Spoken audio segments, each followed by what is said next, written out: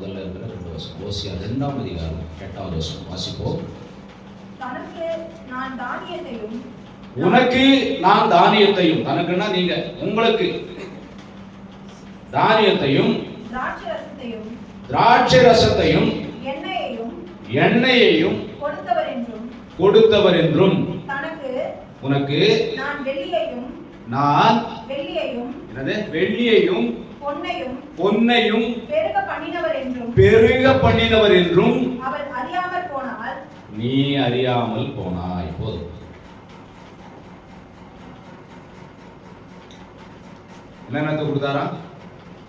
திராட்சை ரசத்தையும் தானியத்தையும் எண்ணெயும். அது உன்னுடைய சரீரத்துக்கு, உன்னுடைய உடல் ஆரோக்கியத்துக்கு, உன்னுடைய தேவைகளை சந்திக்கக்கூடியது. அப்புறம் என்னத்தை கொடுத்தாரா? இது 2 சாப்பிட முடியாது. உன்னுடைய மேன்மைக்கு கடவுள் கொடுக்கிற ஆசீர்வாதங்களை பாருங்க. உன் உடல் தேவைக்கு, உன் பசியை நிரப்புகிற முதல்ல சொன்ன 3 காரியங்கள்: திராட்சை ரசம், தானியம், எண்ணெய். 2வது 2 விஷயத்தை சொல்ற. பொன்னு, வெள்ளி. என்னை கனம் பண்ணுகிறவர்களை நான் என்ன பண்ணுவேன்? கனம் பண்ணுவேன்னு சொல்லி இருக்கிறார். அது உலகத்துக்குரிய ஆசீர்வாதங்கள். உன்னை மற்றவர்கள் பார்க்கும்போது நீ கௌரவமா வாழ்றது, நீ ஆசீர்வாதத்தோட இருக்கிறன்னு அவங்க கண்டுகிறது. இதையெல்லாம் கொடுத்த ஆண்டவர் அவர்தான் என்பதை அவள் மறந்து போனால், அறியாமல் போனாள். யாருகிட்ட இருந்து ஆசீர்வாதம் வருது? இன்னைக்கு நம்ம நல்லா இருக்கிறதுக்கு காரணம் நம்ம அப்பா அம்மாவா? கொஞ்சம் யோசனை பண்ணி பாருங்க. நம்மளுடைய படிப்பா, நம்மளுடைய அறிவா? கொஞ்சம் யோசனை பண்ணி பாருங்க. அறிவே இல்லாதவங்க நிறைய புத்தகத்தை எழுத வச்சார். 1 பேதுரு, 2 பேதுரு, 3 பேதுரு. பேதுரு பள்ளிக்கூடத்துக்கு போவாத ஆளு. சொல்லுங்க. மீன் பிடிச்சிட்டு இருந்த ஆளு, நிர்வாணமா எதிரி கடல்ல முடிச்ச ஆளு, முழுவதும் போராடி ஒண்ணுமே கிடைக்கல, உட்கார்ந்து கீழ்ச்சி போன வழியை தெரிச்சுட்டு இருந்த ஆளு. அந்த பேதுருவை நடந்து போகும்போது வியாதிஸ்தர்களை கொண்டு வந்தாங்க, நிக்க வச்சு இவர் நிழல் பட்டு அவர்களை சுகமாக்கும் வல்லமையை அவர் கொடுத்தார். எழுதிய சொல்ல முடியுங்களா? அவரால் எல்லாத்தையும் மாற்ற முடியும். ஒரு ஜோல்னா பையன் ஒன்று மாட்டினேன், ஒரு வாட்டர் கேன்ல தண்ணி ஊத்தினேன். அப்போ வாட்டர் கேன் இல்லை, துருத்தி தோல்ல செய்யப்பட்டது. தண்ணி ஊத்தினு ஒரு கோர் ஒன்று எடுத்துக்கினேன், ஒரு டவுல ஒன்று தலையில துண்டு கட்டிட்டு, வேறு தலை படாமல் இருக்கிறது வெயில். அப்படி காட்டுல ஆடுகளுக்கு பின்னாடி நடந்து போய் கொண்டிருந்தவனை அரசனாக்கி அழகு பார்க்கிறவர் முடியாது. அவரால் முடியாதது ஒன்றுமே இல்லை. எல்லாவற்றையும் அவர் தருகிறார் என்கிற ஒரு நல்ல ஒரு நன்றி அறிதலான எண்ணம் நமக்கு இருக்குமானா நம்ம ஆண்டவரை துதிக்காமல் இருக்க முடியுமா? கொஞ்சம் யோசனை பண்ணி பாருங்க.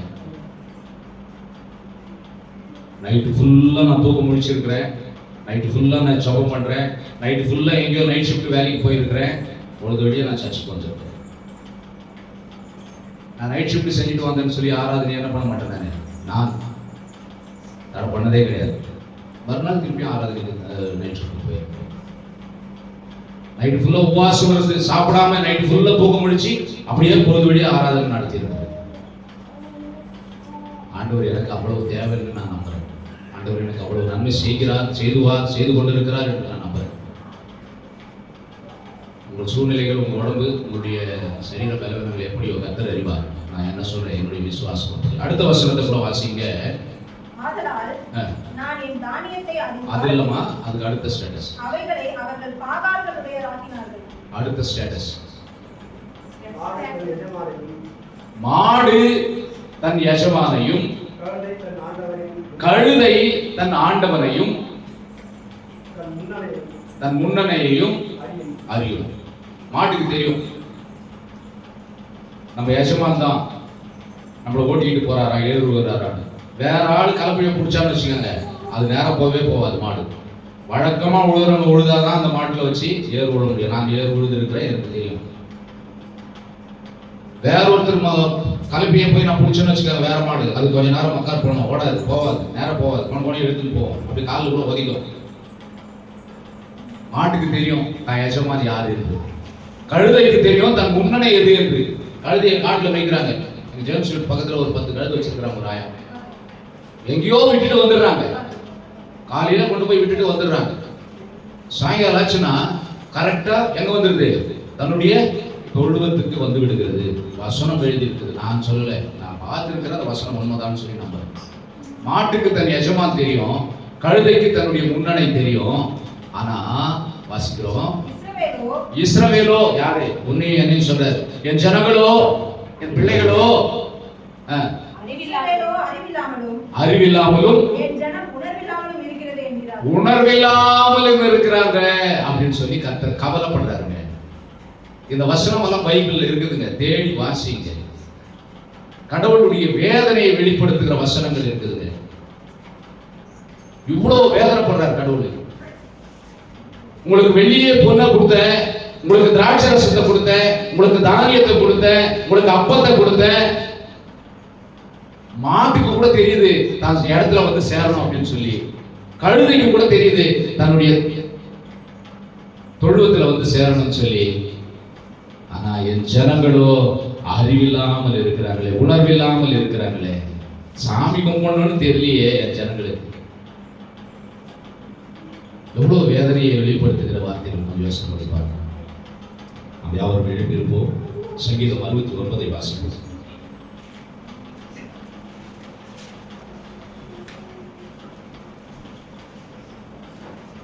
சங்கீதம் 69. ஒருத்தர் வந்து ஆண்களில் வந்து 20 வசனம் மாறி மாறி வாசிக்க, அடுத்து 21 இருந்து மீதி இருக்கிற வசனங்களை பெண்களில் 20 ஒருத்தர் வந்து வாசிக்க.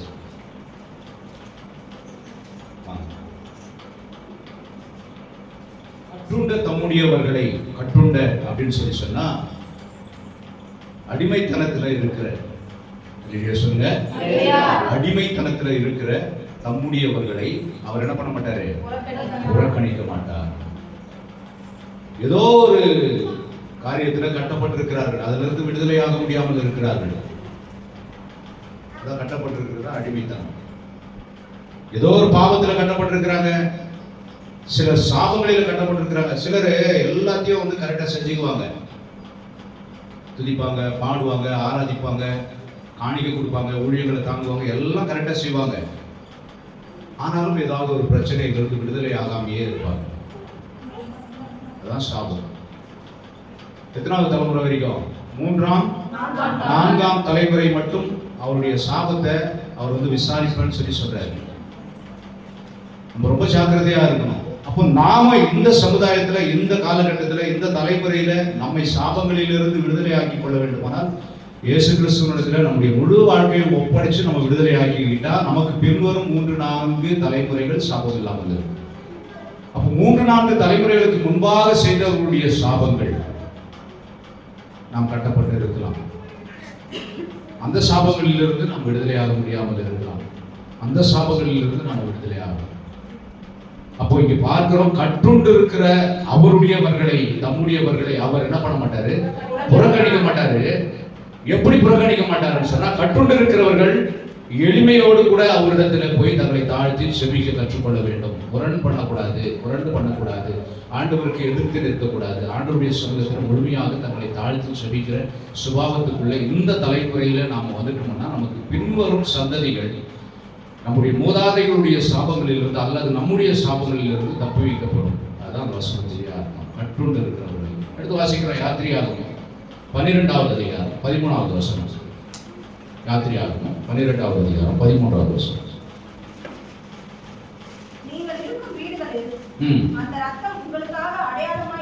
நீங்கள் இருக்கும் வீடுகளில் அந்த ரத்தம் உங்களுக்காக அடையாளமாக இருக்கும். எந்த வீடுகளில? எந்த வீடுகளில? கொஞ்சம் யோசனை பண்ணி பாருங்க. எந்த வீடுகளில் அவங்க தங்கி இருந்தாங்க? எந்த இடத்துல தங்கி இருந்தாங்க? வசனத்துடைய சூழ்நிலை என்ன? எகிப்து தேசத்திலே இஸ்ரவேலர்கள் தங்கி இருக்கிற வீடுகள், அடிமைத்தனத்தினாலே மூடப்பட்ட வீடுகள், பிரச்சனைகளை சூழ்ந்து கவலைகளோடு வாழ்ந்து கொண்டிருக்கிற வீடுகள். அவங்க நிம்மதியா தூங்கி இருப்பாங்கன்னு நினைக்கிறீங்களா? அந்த காலகட்டத்தினுடைய சூழ்நிலை என்ன? அந்த வசனத்தினுடைய பின்னணி என்ன? கொஞ்சம் யோசனை பண்ணி பாருங்க. அவங்க பழுகக்கூடாது, பெருகக்கூடாது, அவங்கள நசுக்கணும் அப்படின்னு சொல்லி அரசாங்கம் சட்டம் போடுகிறது. சரியா? பார்வோன் என்ன பண்றாரு? இவங்க என்ன கூடாது, பலுகிடக்கூடாது, பெருகிடக்கூடாது. அப்படி பெருகிட்டா பக்கத்துல இருந்து ஒரு தேசத்துல இருந்து ஒருத்தர் சண்டைக்கு வராண்டான்னா அவனை கூட இவங்க சேர்ந்துக்கிட்டு நம்மள காலி பண்ணிடுவாங்க. புரியுதுங்களா? இவங்க போய் என்ன அங்க சேர்ந்தவங்க, யோசேப்பு மூலமா போய் சேர்ந்தவங்க இஸ்ரவேல் ஜனங்க எகிப்து தேசத்துல. ஆனா இப்ப என்னடாச்சு, இவங்க ரொம்ப விசாலமா பெருகிட்டாங்க. இவங்க பெருக்கத்தை அந்த தேசத்து அரசனாகிய பார்வோன் கட்டுப்படுத்தணும்னு நினைக்கிறான். எப்படி கட்டுப்படுத்துறான்? அவங்களுக்கு கடினமான வேலைகளை கொடுத்து, ஒரு நாளைக்கு ஒரு 1000 செங்கல் ஒரு ஆள் அறுக்கிறாருனாக்கா 1500 அறுக்கணும், அறுத்துட்டு தான் வீட்டுக்கு வரணும். இந்த வேலையின் பழிவில, இந்த களைப்பில அவன் இனப்பெருக்கத்துக்கு போக மாட்டான், சந்தோஷத்துக்கு போக மாட்டான். அந்த களைப்பில் அப்படியே தூக்கிடுவான், இனப்பெருக்கம் கட்டாயிடும். அதையும் மீறி யாராவது வந்து கர்ப்பமாகி குழந்தை பிறந்தா 2 மருத்துவசிகளை ஏற்படுத்தி அவங்களை என்ன பண்ண சொல்றான்? கொலை பண்ண சொல்றான். குழந்தைகளை என்ன பண்ண சொல்றான்? கொலை பண்ண சொல்றான். அப்போ அவங்க வீட்டுல நிம்மதி இருக்குதா? கொஞ்சம் யோசனை பண்ணி பாருங்க. அவங்க எவ்வளவு வேதனையோட படுத்து தூங்கி இருப்பாங்க. அவங்களுடைய வீடுகளிலே எவ்வளவு கவலைகள் இருந்திருக்கும்.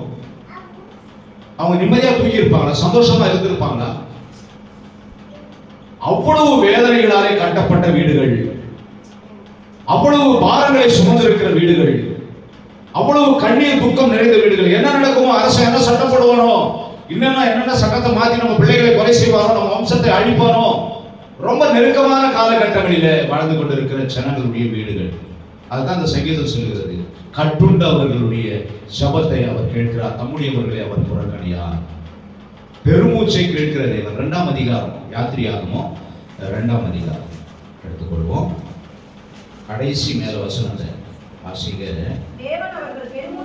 அவர்கள் பெருமூச்சை கேட்டு, சொல்லுங்க, இப்படி பாடுகளை அனுபவித்துக் கொண்டிருக்கிற, உபத்திரவங்களை அனுபவித்துக் கொண்டிருக்கிற, சிறுமைப்பட்ட, தாழ்ந்திருக்கிற அவர்களுடைய பெருமூச்சை, அவருடைய கண்ணீரை கர்த்தர் கேட்டு என்ன பண்றார் பாருங்க.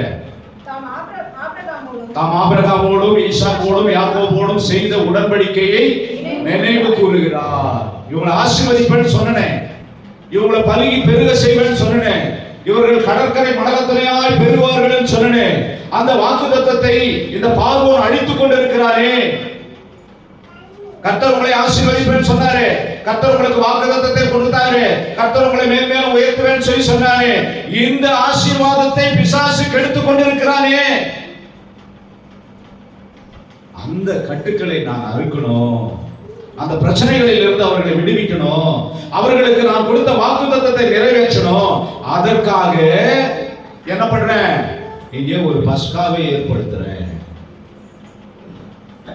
முதலா யாத்திரையாகமோ 12ஆவது அதிகாரத்துல ஏற்படுத்துகிறார் பஸ்காவை. அந்த பஸ்காவுடைய நியமம் என்ன? எந்த வாசக்காலில ரத்தம் தெளிக்கப்பட்டிருக்கிறதோ அந்த வாசக்காலுக்கு உள்ள யார் வரமாட்டான்?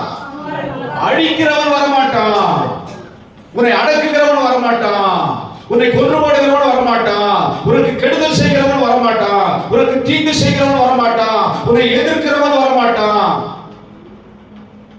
எல்லாம் கர்த்தர் வந்து எல்லாத்தையுமே ஒரு கண்டிஷனோட கூடியதான் ஆசீர்வாதத்தை தருவார். ஆதியாகமம் முதற்கொண்டு வெளிப்படுத்தின வரைக்கும் இருக்கிற ஆசீர்வாதங்கள் எல்லாமே ஒரு கண்டிஷனான ஒரு வார்த்தைகளுக்கு உட்பட்டது தான், கண்டிஷனான வசனங்களுக்கு உட்பட்டதான், நிபந்தனைகளுக்கு உட்பட்ட ஆசீர்வாதங்கள் தான். பாருங்க, நீங்க நல்லா வாழணும் அப்படின்னு சொல்லி சொன்னா, நீங்க என் கூட ஐக்கியமா இருக்கணும்னு சொல்லி சொன்னா, அந்த மரத்துக்கு கனியை பூசிக்காதீங்க, அதை செய்யாதீங்க அப்படின்னு சொல்றாரு. இந்த இடத்துல என்ன சொல்றாரு? நீங்க சங்கார தூதனாலே பாதிக்கப்படாம இருக்கணும்னு சொல்லி சொன்னா, வாசலின் நிலைக்கால்களில என்ன பண்ணுங்க? ரத்தத்தை பூசுங்க அப்படின்னு சொல்லி சொல்றாரு. நீங்க பெருவெள்ளத்துக்கு தப்பிக்கணும் அப்படின்னு சொல்லி சொன்னா, பேழைக்குள்ள என்ன பண்ணுங்க? வந்துருங்க அப்படின்னு சொல்லி சொல்றாரு. இப்படியே சொல்லிக்கிட்டே போலாம். நிறைய விஷயங்கள்ல ஆண்டவர் அவருடைய பிள்ளைகளுக்கு, பாருங்க, நீங்க நல்ல சாப்பாடு சாப்பிடணும் அப்படின்னு சொல்லி சொன்னா, வானத்திலிருந்து பொழியும் அந்த மன்னாவை அந்தந்த நாளுக்கு தேவையானதாக சேர்த்து வச்சுக்கோங்க, நிறைய சேர்த்தீங்கன்னா அது சாகாது அப்படின்றாரு. அப்படியும் நிறைய வசனத்துக்கு கீழ்ப்படிஞ்சு என்ன பண்ணுங்க? மேக ஸ்தம்பத்துக்கும் அக்னி ஸ்தம்பத்துக்கும் அடங்கி இருந்து பிரயாணத்தை தொடங்குங்க அப்படின்னு சொல்லி சொல்றாரு. போய் என்ன பண்றாரு? வேற ஒரு இடத்துல தேசத்துல சண்டை போடும்போது அந்த தேசத்துல இருக்கிற கெட்ட நகையை பொருளை அங்கேயே எரிச்சிட்டு வந்துட்டு அதெல்லாம் கொண்டு வராத வீட்டுக்குன்னு சொல்லி சொல்றாரு. ஆனா எத்தனை காரியங்களில தேவனுடைய வார்த்தைக்கு உட்பட்டு நாம் நடந்திருக்கிறோம். நம்ம முற்பிதா ஆதாமே கட்டளையை மீறினாரே, கொண்டாடி பேச கேட்டுட்டு ஆண்டவருடைய கட்டளையை மீறி நடந்தாரே. கொஞ்சம் யோசனை பண்ணி பாருங்க. இவர்கிட்ட தான் ஆண்டவர் சொன்னாரு அந்த பணத்தை புசிக்காது அப்படின்னு சொல்லி. கொண்டாட்டி கொண்டு வந்து கொடுக்குறாங்க. கொண்டாட்டியை கண்டிக்கிற உரிமை இவருக்கு இருந்தது. கொண்டாட்டி சொல்ல பேச்சை கேட்காம கர்த்தருடைய வார்த்தையை நிறைவேற்றுகிற உரிமை இவருக்கு இருந்தது. ஆனா இவர் என்ன பண்றாரு? மனைவியை திருப்திப்படுத்துவதற்காக ஆண்டவருடைய கட்டளையை மீறுகிற ஆதாமாகிறார். இன்னைக்கு உலகத்தை திருப்திப்படுத்த, உலகத்தில் இருக்கிறவங்களை திருப்திப்படுத்த தேவனுடைய கட்டளையை நாம மீறி கொண்டு இருக்கிறோம். இதெல்லாம் தேவனுடைய சத்தியம், உண்மைதானே? படத்தை கொண்டு போய் என்ன பண்றாங்க இவங்க? சாப்பிட்டுட்டு மிச்சமாதிரி படத்தை கொடுக்குறாங்க. அவர் சொல்லி இருக்கலாம், இது ஆண்டவருக்கு பிரியமில்லாத காரியம், நீயே தப்பு பண்ணிட்ட, உனக்காக நான் ஜெபம் பண்றேன். நீயே பிரச்சனையில சிக்கிக்கிட்ட, உனக்காக நான் ஜெபம் பண்றேன். என்னையும் சாப்பிட சொல்லி சொல்றீ, அது தவறு, வேண்டாம், அதோட நிறுத்து. வருவார் ஆண்டவர், அவர்கிட்ட மன்னிப்பு கேட்போம், ஒப்புரவாகுவோம். இல்ல, மனைவி கிட்ட அந்த விஷயத்தை இவர் பேச ஒரு தைரியம் இல்லை. மனைவி என்ன சொல்றாங்களோ அதுக்கு அப்படியே கீழ்ப்படிச்சார். அப்படி கீழ்ப்படிச்சதன் விளைவு தேசத்திலிருந்து, ஏதேன் தோட்டத்திலிருந்து துரத்தப்படுகிறார். ஆனா இவர் மட்டும் அன்னைக்கு அந்த முடிவை எடுத்திருந்தாருன்னா, அம்மா நீ சாப்பிட்டுட்ட, தப்பு இது, ஆண்டவர் சாப்பிடக்கூடாதுன்னு சொல்லியிருக்கிறார், வெயிட் பண்ணு, கடவுள் வரட்டும், 2 பேரும் பாவ மன்னிப்பு சொல்லுவோம், கேட்போம், தொடர்ந்து வாழ்வோம், சந்தோஷமா இருப்போம். இன்னைக்கு எத்தனை குடும்பங்கள் பிரிக்கப்படுகிறது? இன்னைக்கு எத்தனை குடும்பங்கள் தேவனுடைய மகிமையை விட்டு விலகி போகிறது? காரணம் என்ன? கீழ்ப்படியாமை. ஆபிரகாம் கிட்ட அதே காரியத்தை சொல்றாரு, உனக்கு மகன் வேணுமா நான் வேணுமான்றதை நான் முடிவு பண்ண போறேன், உனக்கு டெஸ்ட் வைக்க போறேன். அவன் கடவுள் தான் வேணும்னு சொல்லி முடிவு பண்ணான். ஜெயித்தவர்கள் ஆசீர்வாதமாக வாழ்ந்தார்கள், தோற்றவர்கள் சாபங்களை பெற்றுக் கொண்டார்கள். இந்த சாபங்களில் இருந்து, நம்முடைய முற்பிதாக்களுடைய சாபங்களில் இருந்து அல்லது நம்முடைய சாபங்களில் இருந்து நாம விடுதலை ஆகணும். சங்கார தூதன் கிட்ட இருந்து நாம தப்பித்துக் கொள்ள வேண்டும். இதற்காகத்தான் வாசலின் நிலைக்கால்களிலே என்ன பண்ண சொல்றாரு? ரத்தத்தை பூசுறார். 13வது வசனத்தை மீண்டும் வாசிக்கிறோம். 12ஆம் அதிகாரம் 13வது வசனம். நீங்கள் இருக்கும் வீடுகளில் அந்த ரத்தம் உங்களுக்கான அடையாளமாக இருக்க கடவுது. அல்லேலூயா சொல்லுங்க பார்க்கலாம். இந்த உலகத்தில் இருக்கிற எல்லா வீடுகளை விட உங்கள் வீடுகள் அடையாளமாக இருக்கணும். ஒரு சின்ன பையன் காணாம போயிட்டான்,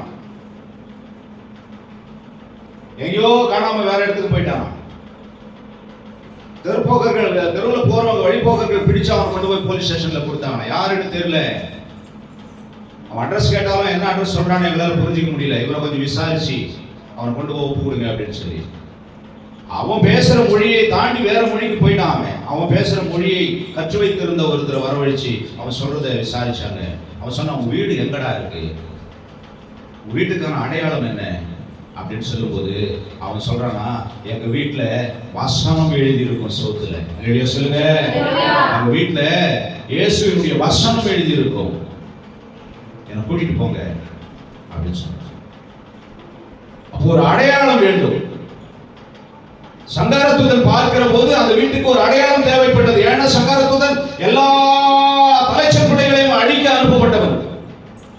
எகிப்திலே இருக்கிற தலைச்சர்களை அழிக்க அனுப்பப்பட்டவன். எத்தனையோ வியாதி வருது, கொள்ளை நோய் வருது, எத்தனையோ பிரச்சனைகள் வருகிறது சமுதாயத்தில். அவைகளிலிருந்து நாம் தப்பித்துக் கொள்ள வேண்டுமானால் நம்முடைய இருதயத்தில் இயேசுவினுடைய ரத்தம் பூசி இருக்க வேண்டும்.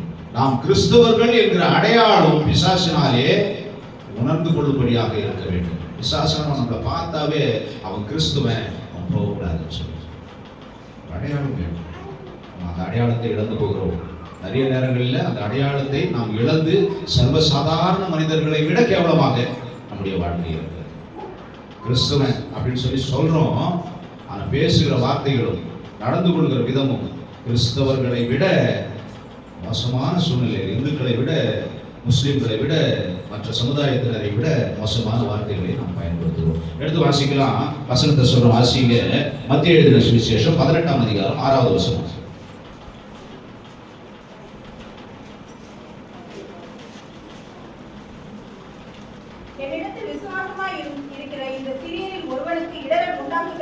என்னிடத்தில் விசுவாசமாய் இருக்கிற இந்த சிறியரில் இடரல் உண்டாக்குகிறவன் எவனோ அவனுடைய கழுத்தில் எந்திரக்கல்லை. பாருங்க, யார் கழுத்துல? விசுவாசமாய் இருக்கிறவனுடைய வாழ்க்கையில இடரல் உண்டாக்குகிறவனுடைய கழுத்துல. புரியுதா உங்களுக்கு? என்னிடத்துல விசுவாசமாயிருக்கிற இந்த சிறியரில் ஒருவனுக்கு இடரல் உண்டாக்குகிறவன் எவனோ. இப்ப புரியுதா? என்கிட்ட விசுவாசமா ஒரு டீம் இருக்குது, ஒரு கூட்டம் இருக்கிறது, என் மேல நம்பிக்கையா இருக்குது, என் மேல பக்தியா இருக்குது. இந்த பக்தியை கெடுக்கிற மாதிரி யாராவது ஒருத்தன் இவங்களை இடர பண்ணினா அவன் கழுத்துல ரெடியா சொல்லுங்க. வாசிங்க, இன்னொன்னு வாசிங்க. மத்திய 5ஆம் அதிகாரம் 16வது வசனம் வாசிங்க.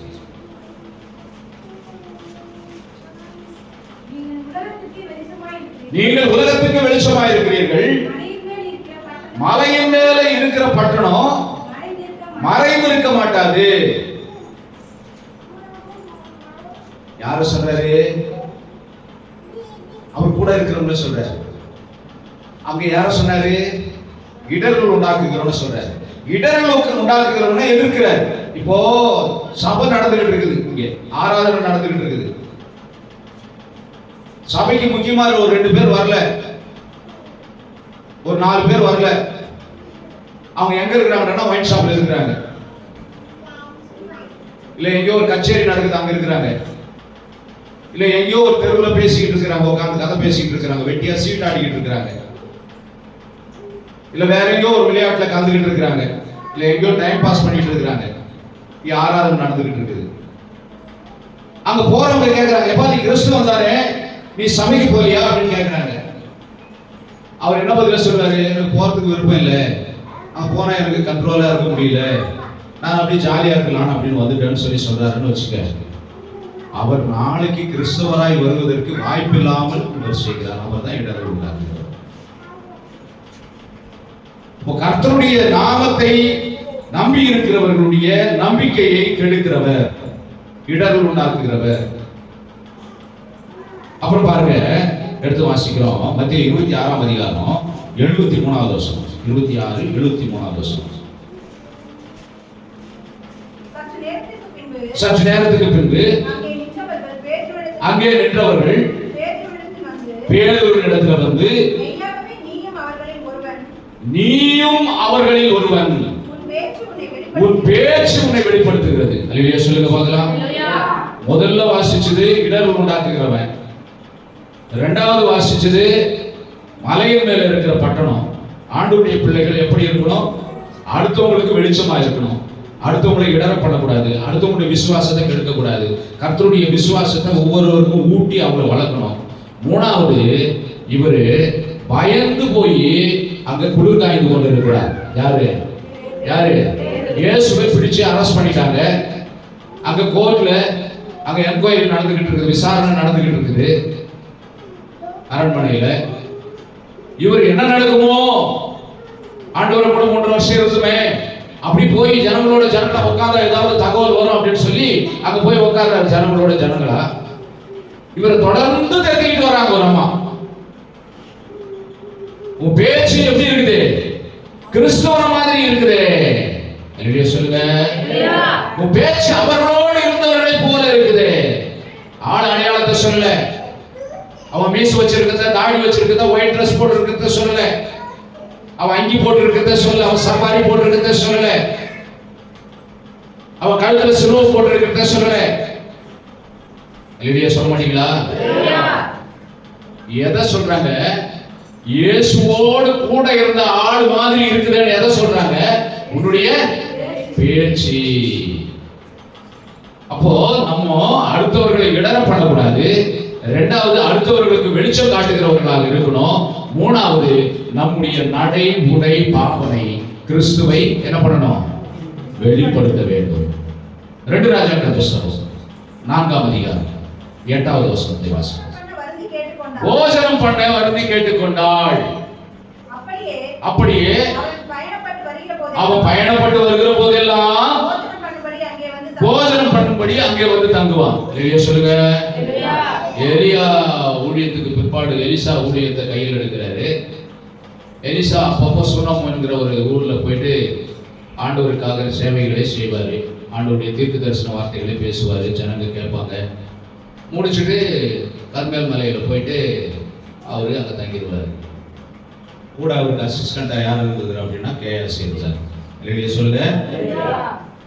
அதுக்கு முன்னாடி தான் அந்த அதிகாரத்தின் முதல் பகுதியில் பார்த்தீங்க அப்படின்னு சொன்னா, ஒரு தீர்க்கதரிசியுடைய புத்திரருக்கு மனைவியாக இருந்தவங்க ரொம்ப கஷ்டத்தில் தன் பிள்ளைகளை வந்து பணம் கொடுக்குவேன், அடிமையாக எடுத்துகிட்டு போயிட்டு போகிறான், நான் என்ன பண்ணுறதுன்னு தெரியல, வாங்கின கடனை திருப்பி கொடுக்க முடியலையே அப்படின்னு வேதனையாக இருப்பாங்க. அந்த இடத்துக்கு வருவார் இவர் எலிசா தீர்க்கதரிசி. வந்து உங்கள்கிட்ட இருக்கிறது என்னன்னு கேட்பாரு. எண்ணெய் இருக்குதுன்னு சொல்லுவாங்க. அந்த எண்ணெயை வெறும் பாத்திரங்களில் ஊற்றுவார், ஊற்றுவாங்க. வெறும் பாத்திரங்கள் எல்லாம் நிரம்பும். அதையெல்லாம் விற்று கடன் அடிச்சுட்டு மிஜி இருக்கிறத வச்சுட்டு ஜீவனம் பண்ணுன்னு சொல்லிட்டு அடுத்த நகர்வுக்கு வர்றாரு, அடுத்த இடத்துக்கு வர்றாரு. அதுதான் சூனோமியா. சூனோமியாங்கிறது அந்த பேர் அந்த அம்மாவுடைய பேர் இல்லை, ஒரு ஊரோட பேர். சூனோமி அப்படின்றது ஒரு ஊர். அந்த அம்மாவுக்கு பேரே சூனோமியா ஸ்திரீன்னு ஆயிப்போச்சு. இப்போ அப்பப்போ வராரு அப்படின்னு சொல்லி, ஐயா பசியா போறீங்களே, வெயில நடந்து போறீங்களே, கொஞ்சம் வீட்டுக்கு வாங்க, கொஞ்சம் உட்காருங்க, இதோ சாப்பாடு செஞ்சுட்டு ஐயா. நிறைய வேலைக்காரங்க இருக்கிறாங்க, எனக்கு நிறைய விவசாயம் இருக்குது. எனக்கு எங்க வீட்டுக்காரர் ஒரு பெரிய பண்ணையாரு. அந்த விவசாயிகளுக்கெல்லாம், அங்க செய்யற வேலைக்காரங்களுக்கெல்லாம் பாருங்க எவ்வளவு வேலைக்காரங்க சமையல் பண்றாங்க பாருங்க, இவ்வளவு சாப்பாடு இருக்குது. உங்களுக்கு சாப்பாடு கொடுக்கறது எனக்கு ஒரு பாக்கியம், வந்து எங்க வீட்டுல சாப்பிட்டு போங்க அப்படின்னு கூப்பிடுறாங்க. சொல்லுங்க, உண்மையாவா ஒரு பணக்காரர் தான் வீட்டுக்காரு. நான் கதையெல்லாம் உள்ள ஒரு விவசாய நிலத்துல போய் என்ன பண்ணிட்டு இருக்காரு, விவசாயம் பண்ணிட்டு இருக்கிறாரு. குழந்தைக்கு உடம்பு சரியில்லாதப்போ ஒரு வேலைக்காரனை விட்டு அனுப்புறாங்க. வேலைக்காரனா இருக்கிறாங்க. அதனுடைய பின்புறம் படிச்சதுனால தான் சொல்றேன். இப்போ இவர் வந்து சாப்பிடுறாரு, சாப்பிட்டு போயிடுறாரு. அடுத்த நாளும் வாங்க, நீங்க வரும்போதெல்லாம் வாங்க. சொல்லுங்க, வசதி இருக்கிறது, வந்து சாப்பிட்டு போங்க. நீங்க 2 பேரும் வந்து சாப்பிட்றதுனால ஒன்றும் கெட்டு போயிருப்பது. 2 பேர் இல்லை, நிறைய பேர் வருவாங்க. ஊழியக்காரர்கள் எத்தனை பேர் வருவாங்க, நிறைய தீர்க்கதரிசி வருவாங்க. அங்க 2 பேர் தான் மென்ஷன் பண்ணி இருக்குதுன்னு நினைக்காதீங்க. கூட்டமா தீர்க்கதரிசிகளின் புத்திரர் பயணப்பட்டு போனதெல்லாம் ராஜாக்கள் புஸ்தகத்துல எழுதி இருக்கிறது. நிறைய பேர் வருவாங்க, எல்லாருக்கும் சாப்பாடு கொடுத்து அந்த மாதிரி தங்கறதுக்கு ஏற்பாடு எல்லாம் பண்ணியிருப்பாங்க. ஒரு வாட்டி வாசிக்கிறோம் தொடர்ந்து 10வது வசனம். அந்த ஸ்திரீ ஒரு அறை வீட்டை கட்டி அதுல ஒரு கட்டிலையும் ஒரு குத்து விளக்கையும் ஒரு மேஜையையும் ஒரு நாற்காலியையும் கொடுத்து என்ன பண்றாங்க, அவருக்கு தங்கலாம் அப்படின்னு சொல்லி ஒப்படைக்கிறாங்க. முதல்ல பார்த்த ஒரு வீடு நம்மை பாதுகாக்கும்படியாக நிலைக்காலிலே ரத்தம் பூசப்பட்ட வீடு. யாத்திரையாகவும் 12 அதிகாரம் 13வது வசனம். நம்மை பாதுகாக்கும்படி. இங்கே ஊழியக்காரரை பாதுகாப்பதற்காக ஒரு சகோதரி ஒரு வீட்டை கொடுக்குறாங்க. ஊழியக்காரர் வந்து தங்கட்டும், அது நமக்கு ஆசீர்வாதம், அவர் எங்கேயோ வழிபோக்க மாதிரி எதுக்கு இருக்கணும் அப்படின்னு சொல்லி கொடுக்குறாங்க. அந்த இடத்துல என்ன ஆச்சு அப்படின்னு சொல்லி சொன்னா, அந்த அம்மாவுக்கு குழந்தை இல்லாத விஷயம் நாகமான் மூலமா இந்த இவருக்கு தெரியுது. அப்புறம் ஒரு தீர்க்க தரிசன வார்த்தையா சொல்றாரு, அடுத்த வருஷம் உனக்கு ஒரு குழந்தை இருக்கும். இந்த குழந்தை வளர்ந்து நல்லா நடந்து போற அளவுக்கு வந்துட்டான். ஒரு 7 வயசு 8 வயசு பையனா வந்துட்டான். ஒரு தடவை அவங்க அப்பா கூட இவன் வயலுக்கு போகும்போது தலைவலிக்குது அப்படின்னு சொல்லி இருக்கிறான். அல்லேலூயா சொல்லுங்க. அந்த குழந்தை தலைவலிக்குதுன்னு சொல்லி இருக்கிறான். அவன் அப்பா உடனே ஒரு வேலைக்காரர்கிட்ட விட்டு வீட்டுக்கு கூட்டிட்டு போ. வீட்டுக்கு கூட்டிட்டு வந்தோன்னா அம்மா கொண்டு போய் என்ன பண்ணாங்க, ஊழியக்காரர் தங்குற வீட்டுல கொண்டு போய் அவனை படுக்க வச்சுட்டாங்க. அவங்களுக்கு ஒரு விசுவாசம், அந்த அறை முழுவதும் ஜப வல்லமையினால நிறைந்து இருக்கிறது. நம்ம வீட்டுல படுக்க வைக்கிறத விட ஜப அறையில படுக்க வைக்கணும் அப்படின்னு சொல்லி அல்லேலூயா சொல்லுங்க. அந்த அறையில கொண்டு போய் எப்போ ஊழியக்காரர் ஜெபித்து கொண்டே இருக்கிற அந்த அறையில கொண்டு போய் படுக்க வச்சுட்டாங்க. அவன் செத்து போயிட்டான். செத்து போட்டோம்னா ஆள் அனுப்புறாங்க. இந்த ஊழியக்காரர் மலை மேல இருக்கிறார், அவரை வரவழைக்கிறாங்க. போறாங்க, இவங்களே போறாங்க. இவங்களே போய் வரவழைச்சு கூட்டின்னு வராங்க. கூட்டின்னு வந்து முதல்ல கேஎஸ்சி ஜெபம்னு சொன்னா, கேஎஸ்சி பண்ற ஜெபம் என்ன ஆகுது, ஃபெயில் ஆயிடுது. அல்லேலூயா சொல்லுங்க. விசுவாசம் உள்ளவனுடைய ஜெபம் பின்னாடிய ரட்சிக்கும். ஃபார்மாலிட்டிக்கு பந்தம் காட்டுற ஜெபம் வாசிக்கும். அந்த இடத்துல கேஎஸ்சி வந்து என்ன பண்றாரு, முதல்ல வாசிக்கிறோம் 4ஆம் அதிகாரத்துல. கேயாசி எலிசாவுக்கு முன்னே போய் அந்த தடியை பிள்ளையின் முகத்தின் மேலே வைத்து, ஆனாலும் பிள்ளைக்கு சத்தம் இல்லை. எப்படி ஆகிலும் அந்த பிள்ளை உயிரோடு எழுப்பிடணும். கேயாசி அவசரமா வரணும். கேயாசிக்கு கொம்பை கொடுத்து அனுப்புறது அவர் தான், தடியை கொடுத்து அனுப்புறது அவர் தான். நீ போப்பா, நம்ம ஏதோ வரேன், நீ போய் இந்த கொம்பை கொடுத்து இந்த கொம்பை எடுத்து போய் வச்சு ஜெபம் பண்ணு, அவன் எழுந்துப்பா அப்படின்னு சொல்லி அனுப்புறாரு. கடல்ல இயேசு நடக்கிறத பார்த்து நானும் நடக்கணும் அப்படின்னு சொல்லி நினைக்கிறான். நடந்து வான்னு சொல்லி சொல்றாரு, விழுந்து போறான். பவுல் பிரசங்கம் பண்றத, பவுல் பேய் ஓட்டுறத பார்த்து நானும் பேய் ஓட்டணும்னு நினைக்கிறான் ஒரு மந்திரக்காரன். சரி ஓட்டு அப்படின்னு சொல்றான். இயேசுவையும் அறிவேன், பவுலையும் அறிவேன், நீ யாருன்னு சொல்லி கேட்டது. அல்லேலூயா சொல்லுங்க, அல்லேலூயா சொல்லுங்க. மாம்ச பலத்தினாலே எந்த அற்புதத்தையும் எந்த நன்மையையும் நாம் பெற்றுக்கொள்ள முடியாது என்கிறது இந்த விசுவாசம், இந்த வசனங்களுடைய ஆதாரங்கள், அர்த்தங்கள். நம்முடைய சுயபலத்தினாலே எதையும் பெற்றுக்கொள்ள முடியாது. அதுக்கப்புறமா ஐயா வராது. யார் வருது? எலிசா ஐயா வராது. வந்து என்ன பண்றாரு பாருங்க. வந்தபோது அந்த பிள்ளை அந்த கட்டிலின் மேல் செத்து கிடந்தது. செத்து போயிருந்த பிள்ளையை எலிசா செபித்து உயிரோடு எழுப்புகிறார். சொல்லுங்க. கர்த்தருடைய கட்டளைகளுக்கு கீழ்ப்படுகிற, கர்த்தருடைய வசனங்களை கைக்கொள்கிற, கர்த்தருடைய ஊழியக்காரனை கனம் பண்ணுகிற அந்த சகோதரி எவ்வளவு வேதனை அடைஞ்சிருப்பாங்க. கொஞ்சம் யோசனை பண்ணி பாருங்க. ஊழியக்காரனை போஷிச்சோமே, நம்ம பாட்டுக்கு பேசாம இருந்தோம், நெடுநாள குழந்தை இல்ல, நாமளே மறந்துட்டு இருந்தோம், இவரா வந்து ஒரு குழந்தை பிறக்குன்னு சொல்லி சொன்னாரு. குழந்தையும் பிறந்தது. நல்லா போய்கிட்டு இருந்த ஒரு குடும்பத்துல திடீர்னு இந்த குழந்தை செத்து போகும்படியாக ஒரு சம்பவம் நடந்தது. இது தேவையா? எனக்கு இல்லாம இருந்திருந்தாவே நல்லா இருந்திருக்கும். இவ்வளவு நாள் சந்தோஷமா இருந்த என்னுடைய வாழ்க்கையில முன்ன நான் துக்கப்பட்டு வேதனைப்பட்டதை விட அதிகமான வேதனைப்படும்படியான சம்பவங்கள் நடந்தது. நம்ம வாழ்க்கையில எப்படி நடக்கும்? கிறிஸ்துவின் இடத்துல வரதுக்கு முன்னாடி கொஞ்சம் சந்தோஷமா இருந்திருப்போம். இஸ்ரவேல் ஜனங்கள் சொன்னாங்க இல்லையா, நாங்க எகிப்திலே இருந்திருந்தா தேவையில்ல, நாங்க இயேசுவை நம்பி வனாந்தரத்துக்கு வந்தோமே, எங்களுக்கு தண்ணி இல்லையே, அப்படியா ஒரு தண்ணி கிடைச்சாலும் அந்த தண்ணி கசப்பா இருக்குது, எங்களுக்கு சாப்பாடு இல்லையே, எங்களுக்கு வெள்ளப்பூண்டும் வெங்காயமும் அங்க கிடைச்சது, எதுவுமே இல்லையே, ருசி இல்லையே, இப்படி புலம்புனாங்க இல்லையா? அங்க இருந்தாவே நல்லா இருந்திருக்கும். இதே மாதிரி தான் இந்த சுனாமியா ஸ்திரீயும் புலம்புனாங்க.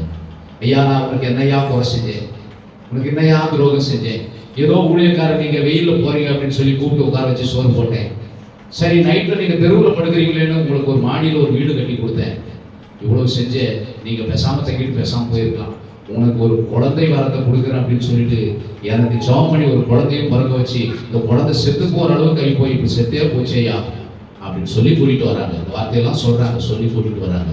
ஆனால் கர்த்தர் எளிமையானவர்களுடைய சபத்தை கேட்கிறார்.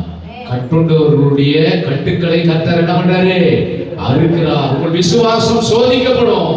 சோதிக்கப்பட்ட பிற்பாடு அது எப்படி விளங்குமா? சுத்த பொன்னாய் விளங்கும். பாருங்க, லாசர் வீட்டுல 4 நாள் கழிச்சு வராரு, அற்புதம் செய்றாரு. கல்யாண வீட்டுல வராரு, முந்திய ரசத்தை காட்டிலும் பிந்திய ரசத்தை சோயா மாத்துறாரு. இயேசு இருந்தாருன்னா அப்படியே படகு ஆடுற மாதிரி வரும், அப்படியே முழுகி போற மாதிரி வரும், ஐயோ என்கிற ஓரமும் வரும். ஆனாலும் கர்த்தர் என்ன பண்ண மாட்டாரு? கைவிட மாட்டாரு. அங்க வாசலின் நிலைக்கால்களிலே பூசப்பட்டது மாதிரி நம்முடைய இருதயமாகிய வாசலின் நிலைக்கால்களிலே இயேசு கிறிஸ்துவின் ரத்தத்தை நாம் பூசிக்கொள்வோம். பாருங்க, அவங்க சொல்றாங்க, ஒரு வார்த்தை சொல்றாங்க, அவங்க வீட்டுக்காரர்கிட்ட போய் அது வீடு கட்டுறதுக்கு முன்னாடி ஒரு வார்த்தை சொல்றாங்க. எடுத்து வாசிங்க. 8ஆம் வசனம் 9ஆம் வசனம் நினைக்கிறேன். தன் புருஷனை நோக்கி, இதோ நம்மிடத்துல எப்பொழுதும் வந்து போகிற தேவனுடைய மனுஷனாகிய இவர் பரிசுத்தவான் என்று காண்கிறேன். பேதுருவை பார்த்து சொல்றாங்க, உன்னுடைய பேச்சு கிறிஸ்துவை போல இருக்கிறது, இவருடைய நடக்கைகள் பரிசுத்தவானுடைய நடக்கைக்கு ஏற்ற நடக்கையா இருக்கிறது. நாம யாரையாவது இடர் பண்ணி விட்டுருந்தா அவங்களை இடர் பண்றதை விட்டுட்டு நாம ஒளி கொடுக்கும்படி ஆரம்பிச்சிடணும் நம்ம வேலையை. இதுதான் மெசேஜ்.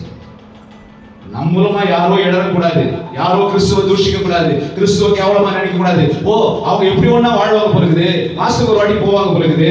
எடுத்து வாசிங்க ஆதியாகமம் புத்தகம். திருவனந்தத்துக்கு தான் போவாங்க போலுக்கு. 26வது அதிகாரம், 25வது அதிகாரம், 24வது வசனம். பிரசவ காலம் பூர்ணமான போது அவள் கர்ப்பத்தில் இரட்டை பிள்ளைகள் இருந்தன. மூத்தவன் சிவந்த நிறமுள்ளவனாகவும் சர்வாங்கமும் ரோம அங்கி போர்த்தவன் போலவும் வெளிப்பட்டான். அவனுக்கு ஏசா என்று பெயரிட்டார்கள். இல்லையா சொல்லுங்க. அடுத்த வசனம். பின்பு அவன் சகோதரன் தன் கையினாலே ஏசாவின் குதிகாலை பிடித்துக் கொண்டு வெளிப்பட்டான். அவனுக்கு யாக்கோபு என்று பெயரிட்டார்கள். இல்லையா சொல்லுங்க. பாருங்க 27வது வசனம். இந்த பிள்ளைகள் பெரியவர்கள் ஆன போது ஏசா வேட்டையில வல்லவனும் வனசஞ்சாரியுமாய் இருந்தான். ஏசா எந்த வேலையை தேர்ந்தெடுத்துக் கொண்டான்? எந்த தொழிலை தேர்ந்தெடுத்துக் கொண்டான்? சொல்லுங்க. வனசஞ்சாரியாய் இருந்தான். காடுகளிலே தன்னுடைய நேரத்தை கழிக்கிறவனாய் இருந்தான். காட்டுல நேரத்தை கழிக்கிறவன் எப்போவாவது ஒரு பக்கம் தான் வீட்டு பக்கம் வருவான். இல்லையா சொல்லுங்க. எப்போவாவது ஒரு டைம் வருவான், வந்து அப்பா அம்மாவை பார்ப்பான், அண்ணன் தம்பியை பார்ப்பான், அப்படி கொஞ்ச நாள் இருந்துட்டு திருப்பியும் போயிடுவான். இல்லை எடுத்துட்டு மாட்டிக்கிட்டு தோல்ல அம்பாறு துணியெல்லாம் எடுத்துட்டு என்ன பண்ணுவான், காட்டுக்கு போயிடுவான். சில நேரங்களில் வாரம், சில நேரங்களில் மாதம் கழிச்சு கூட வருவான். அங்கேயே வேட்டையாடி, அங்கேயே சாப்பிட்டுட்டு, அங்கேயே ஓய்வு எடுத்துட்டு அங்கேயே வருவான். அங்கேயே கூடாரத்தை போட்டு தங்கி இருப்பான். பாருங்க, ஏசா வனசஞ்சாரியா இருந்தான். அடுத்தது வாசிக்கிறோம். யாக்கோபு குணசாலியும் எழுதி இருக்குது. அவனை தான் என்ன சொன்ன ஆண்டவர் தெரியுமா? நீ எத்தனை நீ ஏமாத்துருவான. யாக்கோபு குணசாலியும் கூடார வாசியுமா இருந்தான். கூடாரத்துல வாசம் பண்ணுறான். கூடாரம்னா அப்பா அம்மா இருக்கிறது. அப்பா அம்மா கூட இருக்கிறான். அப்பாவோடு எப்பொழுது பழக்கம், அப்பாவோடு எப்பொழுது உறவு. வீட்டு வேலைகளை செய்து கொண்டு வீட்டை சுற்றிலும் இருக்கிற நிலங்களை உழுது பயிரிட்டு வீட்டில் இருக்கிற ஆடு மாடுகளை பராமரித்து அப்பாவோடு இருக்கிறான். எப்பவுமே ஏசப்பாவோடு வைத்துக் கொள்கிற உறவு தான் கூடாரவாசியுடைய உறவு. வனசஞ்சாரியான உறவு எப்பொழுதாவது டைம் கிடைக்கும் போது வருவார் வீட்டுக்கு. டைம் கிடைக்கும் போது தான் வருவார் சர்ச்சைக்கு. மற்ற நேரம் என்ன பண்ணிட்டு இருப்பாரு? வெளியே ரவுண்ட் அடிச்சுக்கிட்டு இருப்பாரு. வாழ்க்கை மாறி போனதுக்கு ஏசாவை வெறுத்து யாக்கோபை சிநேகித்தேன் அப்படின்னு சொன்னதுக்கான அர்த்தம் என்ன தெரியுமா? இவங்க சின்ன வயசுலயே அங்கே ரகசியம் என்ன தெரியுமா? அது அவர் ஈசாக்கு இயேசு கிறிஸ்துவுக்கு முன்னாடி ஆழமாக இருக்கிறார். ஈசாக்கோடு இருந்த தகப்பன். ஆனாலும் ஈசாக்கு யாரைத்தான் அதிகமாக விரும்பினார்? கிழக்கு வசனத்தை வாசிக்கிறோம். ஏசா வேட்டையாடி கொண்டு வருகிறது ஈசாக்குடைய வாய்க்கு ருசிகரமா இருந்ததினாலே ஏசாவின் மேலே பச்சந்தலாய் இருந்தான். அவன் மாசத்துக்கு ஒரு வாட்டி வந்தா கூட அவன் மேல அதிகமான பாசத்தை வைத்திருந்தான். ஆனா எந்த இடத்துல தப்பு நடந்தது அப்படின்னு சொன்னா, அவர் என்ன பண்றார்? தன்னுடைய சேஷ்ட புத்திர பாகத்தை விற்று போடுகிறான். ஆண்டவராவது கிட்டவராவது சர்ச்சாவிச்சு பரலோகமாவது நிர்லோகமாவது. சேஷ்ட புத்திர பாகம் என்பது சரித்திரத்தில் இடம்பெறக்கூடிய பெயர். இயேசு கிறிஸ்துடைய பிறப்பை குறித்து பாத்தீங்கன்னா யாக்கோபுடைய வம்சத்துல யூதாவுடைய பெயர் வரும், ஏசாவுடைய பெயர் என்ன பண்ணாது?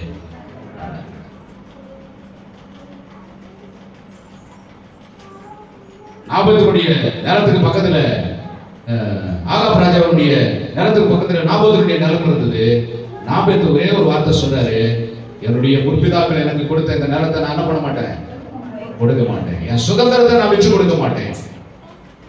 கர்த்தரின் சுதந்திரம், கர்த்தரின் பாத்திரத்தின் பங்கு, அதை நானே எனக்கு எவ்வளவு நெருக்கம் வந்தாலும் நான் என்ன பண்ண மாட்டேன், விட்டு கொடுக்க மாட்டேன். இதான் அதில் அடங்கி இருக்கிற ஆழமான சத்தியம். கர்த்தரை எப்பவுமே நான் முன்னாடி வச்சிருக்கிறேன். கர்த்தரை யாருக்காகவும் நான் இழக்க மாட்டேன். ஏசா என்ன பண்ண தெரியுமா? அதை துச்சமாய் நினைத்து விட்டான். கர்த்தருடைய சுதந்திரத்தை நம்ம சாதாரணமா படிச்சுட்டு அப்படி கடந்து போயிடுறோம். அங்கே சேஷபுத்திர பாகம் என்று எழுதி இருக்கிறது சாதாரணமா படிச்சுட்டு கடந்து போயிடுறோம். கர்த்தர் நமக்கு கொடுத்த ஆசீர்வாதம் அது. கர்த்தர் நமக்கு கொடுத்த பலன் அது. சரித்திர புத்தகத்திலே பேர் அமைவது கர்த்தர் கொடுத்த பாக்கியம்.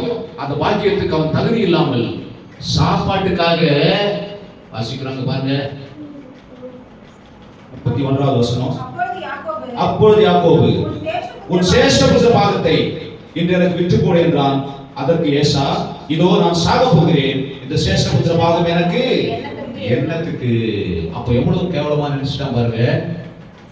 பரலோக தரிசனத்தை, பரிசுத்த வாழ்க்கையை, அதற்கு ஈடான சேஷ்டபுத்திர பாகத்தை கேவலமா நினைச்சிட்டேன். நான் சாக போறேன், எனக்கு எதுக்கு ரட்சிப்பு? எவ்வளவு கஷ்டப்பட்டு இருக்கிறோம், நாங்க எதுக்கு சர்ச்சைக்கு வரணும், இவ்வளவு பிரச்சனை இருக்குது, நாங்க எதுக்கு ஆராதிக்கணும். சேஷ்ட புத்திர பாகம் என்பது எவ்வளவு புனிதமானது. இந்த சேஷ்ட புத்திர பாகத்தை அலட்சியமாய் எண்ணினதுனால அவன் கர்த்தருடைய சமூகத்தில் தள்ளப்பட்டு அவன் போய் திருமணம் செய்து கொண்டது கூட வேற கர்த்தர் அதனால தான் அவன் சந்ததியை இடம் பெறாமலேயே செய்தார். நமக்கு சுதந்திரம் யாரா அப்படின்னு சொன்னா கர்த்தர். பாருங்க, அவன் பசி எடுக்கிறது, அவன் வேட்டையாடி ஒரு நாள் வரான். பாருங்க, ஒரு நாள் 29வது ஒரு நாள் ஏசா வெளியிலிருந்து களைத்து வந்தபோது யாக்கோபு கூழ் சமைத்துக் கொண்டிருந்தான். அப்பொழுது ஏசா யாக்கோபை நோக்கி, அந்த சிவப்பான கூழிலே நான் சாப்பிட கொஞ்சத்தா இளைத்திருக்கிறேன் என்றான். இதனாலே அவனுக்கு ஏதோம் என்கிற பெயர் உண்டாயிற்று. ஏதோமியர்கள் படிக்கிறேன் இல்லையா? அப்போ கர்த்தருடைய சபைக்கு தூரமானவர்கள் ஏதோமியர்கள். அந்த ஏதோம் என்கிற பேர் எதனால் வந்ததுன்னா சேஷ்டபட்ச பாகத்தை அலட்சியம் செய்தான். பாருங்க, இன்னைக்கு எத்தனை பேர் நம்ம ஆண்டவரை அலட்சியம் செய்யறோம். பவுல் சொல்றாரு, எனக்கு லாபமா இருந்தவைகளை நட்டம் என்று விட்டுட்டேன் கிறிஸ்துவை அடையணுங்கிறதுக்காக. கிறிஸ்து தான் எனக்கு வேணும், அதனால நான் எதை வேணுமானாலும் இழக்க தயாரா இருக்கிறேன். அங்கே ஏசா இழந்தது, கிறிஸ்துவை இழந்து விட்டார். எதுக்காக? போஜனத்துக்காக. நம்ம அடிக்கடிக்கு சொல்ற ஒரு வசனம், அத்திமரம் துளிர் விட்டாலும் துளிர் விடாமல் போனாலும், என் வாழ்க்கையில் எவ்வளவு பசி எடுத்தாலும், என் வாழ்க்கையில் எவ்வளவு பஞ்சம் வந்தாலும், எனக்கு எவ்வளவு குறைபட்டாலும், என் வாழ்க்கையில எவ்வளவு சோதனைகள் வந்தாலும், நான் ஆண்டவர் விட்டு என்ன பண்ண மாட்டேன். பாட்டு பாருங்கள, என்ன வந்தாலும் எது வந்தாலும் அப்பாவை ஸ்தோத்தரிப்பேன். பசிக்காக, வயிற்று போஜனத்துக்காக, வேலைக்காக, டப்புக்காக, சம்பாத்தியத்துக்காக தேவன் கொடுத்த கிருபையை இழந்து போனான் ஏசா.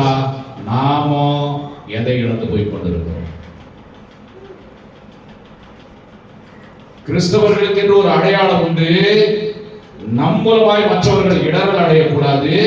நாம உலகத்துக்கு ஒளியா இருக்கிறோம்னு சொல்லி சொன்னா நம்ம பார்த்து அநேக நீதியின் சூரியனாம் இயேசுவினிடத்துல வரணும். ஆனா நாம சாட்சி கெட்டு போய் நாம ஆராதனை நடக்கிற நேரங்களில வேற இடங்களில நேரத்தை செலவழிக்கும் போது நம்முடைய சாட்சி அங்கே துச்சமாக எண்ணப்படுகிறது. ஆண்டவருடைய நாமம் தூஷிக்கப்படுகிறது. பேதுருடைய பேச்சை கேட்கும் போதே கிறிஸ்துவோடு இருந்தவர் நம்முடைய பேச்சு அப்படி இருக்கிறது. நாம் சண்டையிடும் போது தவறான வார்த்தைகளை பயன்படுத்துகிறோமா? கோபமான வார்த்தைகளை பயன்படுத்துகிறோமா?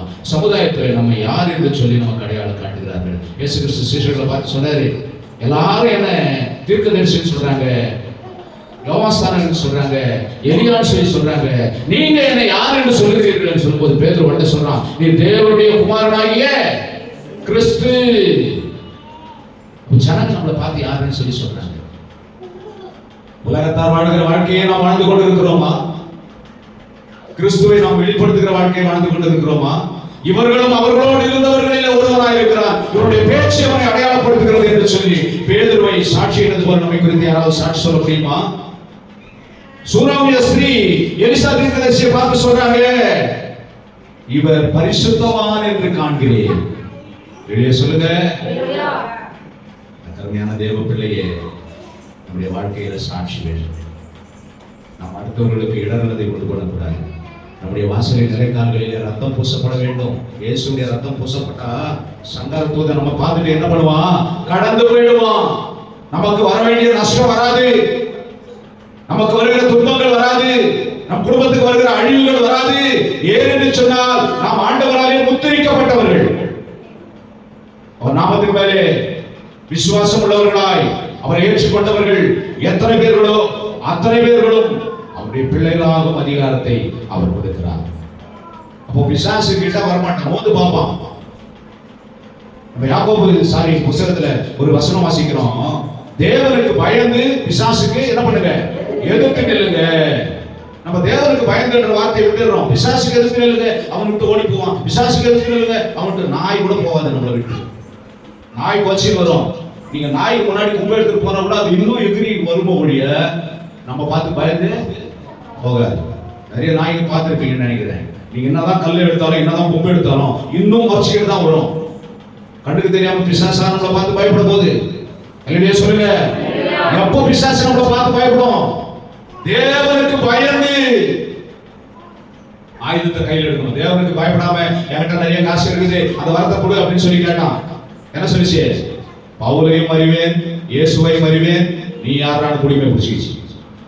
விட்டா போதும் ஓடினான். ஐடியா சொல்லுங்க. நமக்கென்று ஒரு அதிகாரம் இருக்கிறது, நமக்கென்று தேவன் கொடுக்கிற வல்லமை இருக்கிறது. அவைகளை நாம் அடைய வேண்டுமானால் இந்த உலகத்துக்கு நாம் வழிகாட்டிகளாக, வெளிச்சம் உள்ளவர்களாக வாழ வேண்டும். ஐடியா சொல்லுங்க. இயேசு கிறிஸ்துவின் இரத்தம் நம் மத்தியிலே, நம்முடைய இருதயத்திலே பூசப்பட வேண்டும். நம்முடைய வாசலில், வீட்டு வாசலில், நிலைக்கால்களிலே பூசப்பட வேண்டும். ரட்சிப்பு எப்படி வருகிறா அப்படின்னு சொல்லி சொன்னா, உடனே இறங்கி வரான். உடனே மர்த்தமால இருக்கிறான். ஏய் புள்ளா இறங்கி வா, சங்கேவே இறங்கி வா. ஆண்டவர் சொன்னாரு. மரத்துக்கிட்ட கரெக்டா போய் நின்றாரு.